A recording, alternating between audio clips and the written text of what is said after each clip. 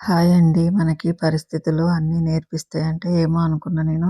కానీ గులాబ్ జాములు నాకెప్పుడు కరెక్ట్‌గా రాలేదండి ఇంతవరకు. ఎందుకంటే ఇండియాలో ఉన్నప్పుడు చాలా సార్లు చేశాను. కానీ మొత్తం ఇట్లా వేయించిన తర్వాత పగిలిపోయాయి. ఇట్లా బ్రేక్ అయ్యి ఇట్లా కరెక్ట్‌గా రౌండ్‌గా రాకపోయేది. మా ఫ్రెండ్స్‌ని చేసి ఇమ్మంటే చేసిచ్చేది.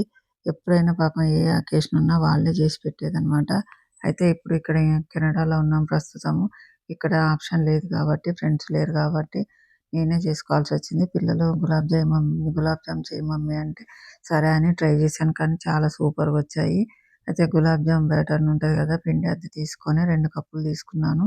దాంట్లోనే మళ్ళీ ఒక స్పూన్ మైదా పిండేసి కొంచెం కొంచెం పాలు పోసుకుంటూ మంచిగా వీడియోలో చూపించినట్టు కలుపుకోవాలండి. కలుపుకున్న తర్వాత దాంట్లో కొంచెం నెయ్యి కూడా వేసుకున్నాను. ఎందుకంటే నెయ్యి వేసుకుంటే మనకి అది టేస్ట్ బావుంటది. స్మెల్లు, టేస్ట్ చాలా బావుంటది. ప్లస్ మళ్ళా మనకి చేతికి గూడా అంటుకోకుండా ఉంటదనమాట పిండి. చాలా బావుంటది. అలా మన చపాతీ పిండిలాగా మనకిట్లా చేసుకుంటే బాల్స్ మంచిగా వచ్చేటట్టు చేసుకొని కలుపుకోవాలి. కలుపుకొని పక్కకు పెట్టుకోవాలి. మూత పెట్టి దాన్ని పక్కకు పెట్టేసుకోవాలి. పెట్టేసుకొని ఇప్పుడు పాకం కోసం మనం ఇప్పుడు షుగర్ తీసుకోవాలి. తీసుకొని దాంట్లో 2 కప్పుల పిండికి 2 కప్పుల షుగర్ తీసుకున్నా నేను. సరిపోతదండి. తీసుకొని దానికి 4 కప్పుల వాటర్ పోసాను. పోసేసి దాన్ని ఇప్పుడు మనం స్టవ్ మీద పెట్టుకోవాలి. పెట్టుకొని ఒకసారి కలుపుకుంటా మధ్య మధ్యలో ఒకసారి కలుపుతా ఉండాలి. కలుపుతా ఉంటే అది ఆ స్టవ్ మీద అది మసులుతా ఉంటది. ఇప్పుడు మనం వీడియోలో చూపించినట్టు చిన్న చిన్న బాల్స్ చేసుకోవాలండి.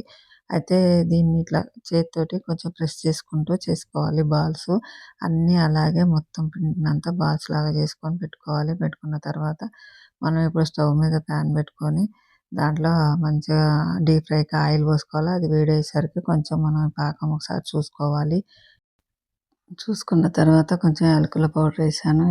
చూసుకొని ఈలోపు మనకి మంచిగా ఆయిల్ వేడెక్కుతదండి. ఆయిల్ వేడెక్కిన తర్వాత ఒక్కొక్కటిగా మీడియం ఫ్లేమ్ మీదనే బాయిల్ చేసుకోవాలి మనము. మంచిగా ఒక్కొక్కటిగా అన్నీ వేసుకోవాలి. వేసుకొని మీడియం ఫ్లేమ్ మీదనే మంచిగా గోల్డెన్ కలర్ వచ్చేంత వరకు వేయించుకోవాలి. వేయించుకొని మనకి ఇది పాకం గూడా చేతికి ఇలా అంటుకునేటట్టుంటే సరిపోతదండి. మంచిగొచ్చింది. దాన్ని స్టవ్ ఆఫ్ చేసేసుకొని మనం ఈలోపు మనకి మంచిగా గులాబ్ జాములు గూడా గోల్డెన్ కలర్ వచ్చి మంచిగా వేగిపోయాయి. ఇప్పుడు అన్నీ తీసేసుకోవాలి. అన్నీ తీసుకున్న తర్వాత వాటిని ఇప్పుడు మనము పాకంలో వేసుకోవాలండి. పాకంలో వేసుకునేటప్పుడు మనం అది పాకం గూడా బాగా వేడి ఉండొద్దు. బాగా మనకి చల్లారిపోవద్దు. మనకి వాము కంటే కొంచెం ఎక్కువ ఉన్నప్పుడు వేసుకోవాలి. ఎందుకంటే చల్లగా అయితే అవి గట్టిగా ఉంటాయి. మనకి వేడిగా ఉంటే మొత్తం మెల్ట్ అయిపోయి మెత్తగా పేస్ట్‌లాగా అయిపోతాయి కాబట్టి మీడియంగా వామ్‌గున్నప్పుడు వేసుకోవాలి. వేసుకొని అలా పక్కకు పెట్టుకోవాలండి. చల్లారిన తర్వాత తింటే చాలా బావుంటాయి. ఇంకా ఫ్రిడ్జ్‌లో పెట్టుకున్నా గూడా కూల్ అయిన తర్వాత తింటే గూడా చాలా టేస్ట్ ఉంటాయి. చాలా బావుంటది గులాబ్ జామును. చూసారా ఎంత సాఫ్ట్‌గా వచ్చాయో! మీరు గూడా చేసుకోండి. ఎలా వచ్చాయో నాకు కామెంట్ చేయండి. అట్లాగే నా ఛానల్‌ని సబ్స్క్రైబ్ చేసుకోండి. ఫాలో అవ్వండి. లైక్ చేయండి. చాలా వచ్చాయి చూసారా? మీరు గూడా చేసుకొని తినండి. ఓకే. బాయ్. ఉంటా మరి.